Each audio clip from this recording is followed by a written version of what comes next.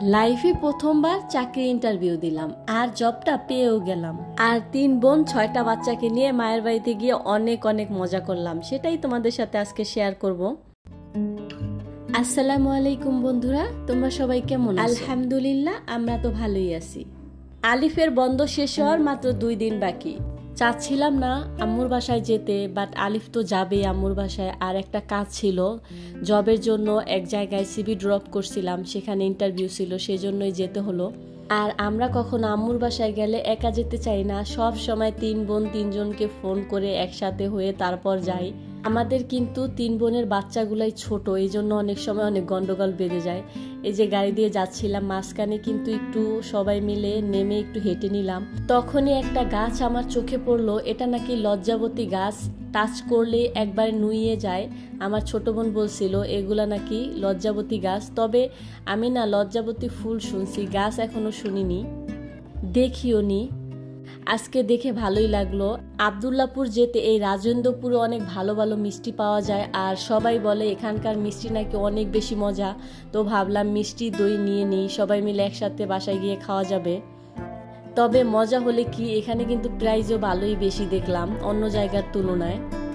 তবে একটা বিষয় খুব চোখে পড়লো, এখানে না অনেক বেশি, এটাকে কি বলে সেটাও তো জানি না আসলে, হ্যাঁ মৌমাছি। এখানে অনেক বেশি মৌমাছি ছিল, মিষ্টিগুলোর উপরে একবারে ঝাঁপিয়ে পড়ছিল। শুধু একটা দোকানে না, প্রত্যেকটা দোকানে এরকম মৌমাছি দেখছিলাম, বুঝতে পারতেছিলাম না আসলে। মেবি আশেপাশে অনেক বেশি বন জঙ্গল ছিল হয়তো বা এই জন্য। আশায় মিষ্টি আনার পরেই কিন্তু আমার ছোট বোন লেগে পড়লো পরোটা বানানোর জন্য। পরোটা দিয়ে মিষ্টি কিন্তু অনেক বেশি মজা, আর যদি গরম গরম পরোটা হয় তাইলে তো কোনো কথাই নাই। তবে একটা জিনিস কিন্তু সবসময় দেখছি, মিষ্টি জিনিস খাওয়ার আগে কিন্তু অনেক বেশি আগ্রহ লাগে, দেন কিন্তু খাওয়া যায় না।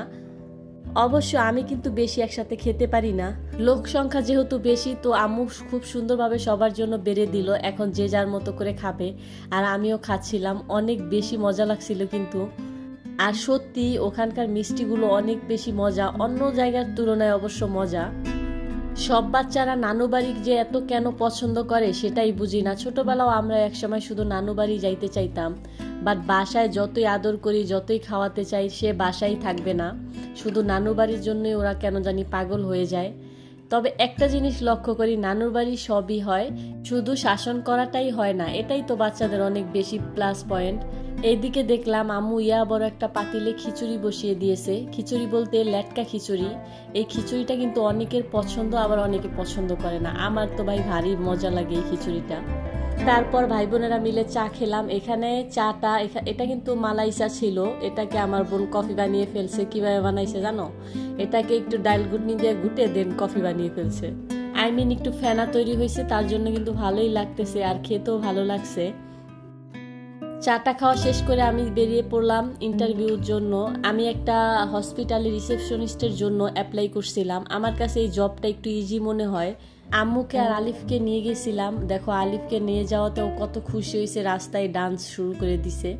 আমি কিন্তু পড়াশোনা শেষ করার পরে একবারও কিন্তু জবের কোনো ট্রাইও করিনি, আর ইন্টারভিউ দেইনি। মূলত যে জব করার ইচ্ছা ছিল না এমন না, কিন্তু জব করবো ভাবছিলাম, বাট বাচ্চারা ছোট ছিল তাই করা হয়নি। আর এখন যে রোজাইনা অনেক বড় হয়ে গেছে তাও না, বাট এখন আলিফকে মাদ্রাসায় দিছি, রোজাইনা ওর নানুর কাছে খুব সুন্দরভাবে থাকতে পারে, এই জন্যই আর কি ট্রাই করলাম। আলহামদুলিল্লাহ প্রথমবার কিন্তু ইন্টারভিউ দিয়ে আমাকে জবে নিয়ে নিছে। বাট একটা দুঃখের বিষয়ও আছে, জবটা আমার হাজবেন্ড করতে দিবে না, কারণ যেখানে আমার জব হয়েছে আম্মুর বাসা থেকে অনেকটাই দূরে, তাই তার কড়াকড়ি নির্দেশ সেটা করা যাবে না, কাছাকাছি কোনো জব হলে করতে দিবে।